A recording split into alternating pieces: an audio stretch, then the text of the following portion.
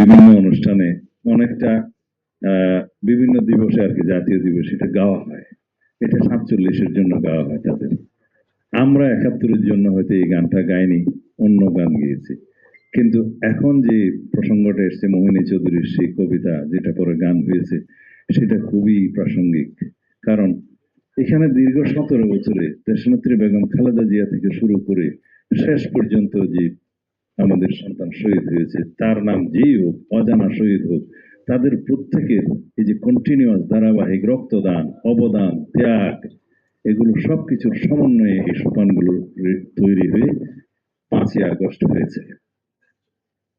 এখানে হাসিনা সম্মুখে ছিল, তার সম্মুখে ছিলাম আমরা।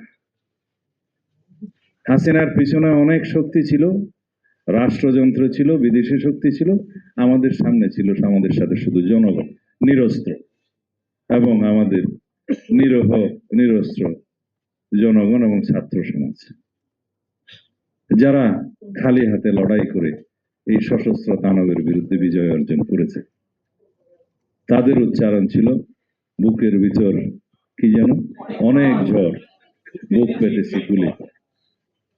আমি যেদিন দেখলাম আবু সাইদ শহীদ হয়েছে, সেদিন কনফার্ম হয়েছে জনগণের মুক্তি হবে, এই দেশের মুক্তি হবে।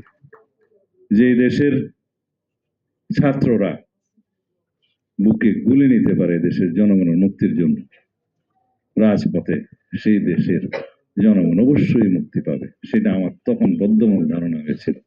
আমি আমাদের অনেক সিনিয়র নেতাদের সাথে কথা বলেছি, যারা আজকে যিনি স্পিকার মেজর অবসরপ্রাপ্ত বীর বিক্রম হাফিজ উদ্দিন আহমদ, তার সাথে আমার কথা হয়েছিল, হাফিজ ভাই আপনার অনুভূতি কি? বলে আমি মুক্তিযুদ্ধ করেছি, সংগ্রাম যুদ্ধ করেছি, আমার সাথে অনেক সহযোদ্ধা ছিল, 5-10 হাত দূরত্বে গুলিতে, বোমায়, গ্রেনেডে মৃত্যুবরণ করেছে, শহীদ হয়েছে। আর শহীদ রাষ্ট্রপতি জিয়া রহমানের সাথে প্রত্যক্ষভাবে সেই ফ্রন্টে তিনি ছিলেন। একটু কাছাকাছি এসে গ্রেনেডটা ফুটলে হয়তো তারা উভয়ই শহীদ হয়ে যেতেন। আমি দেখেছি যেখানে যে দেশের মানুষ রক্ত দিতে পারে মুক্তির জন্য, সেই জনগণকে কেউ রুখে দাঁড়াতে পারবে না। আমাকে বলছে তুমি নিশ্চিত হোক, খুব শিগগিরই এই জাতির মুক্তি হবে। এই কথাগুলো আমার মনে আছে। সেই 16 তারিখ, 17 তারিখ, আজকে তো 19 তারিখ, 19-এর শহীদের সংখ্যা সম্ভবত 70-এর বেশি, সবচেয়ে বেশি।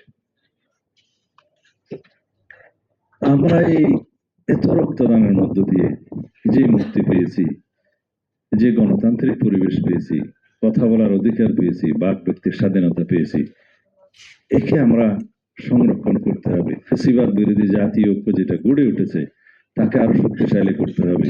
কিন্তু আমাদের মধ্যে যারা বিভক্তির সুর রচনা করতে চায়, সে সমস্ত বন্ধুদেরকে বলবো, জুলাই কারো একার না। জুলাইয়ের চেতনা দিয়ে কেউ ব্যবসা করবে না। যারা জুলাই চেতনার উপর ভিত্তি করে রাজনৈতিক সংগঠন গড়ে তুলেছে, তাদের প্রতি আমার নসিহত হলো, শুধুমাত্র জুলাইয়ের চেতনা বিক্রি করে বেশিদিন রাজনীতি করা যাবে না।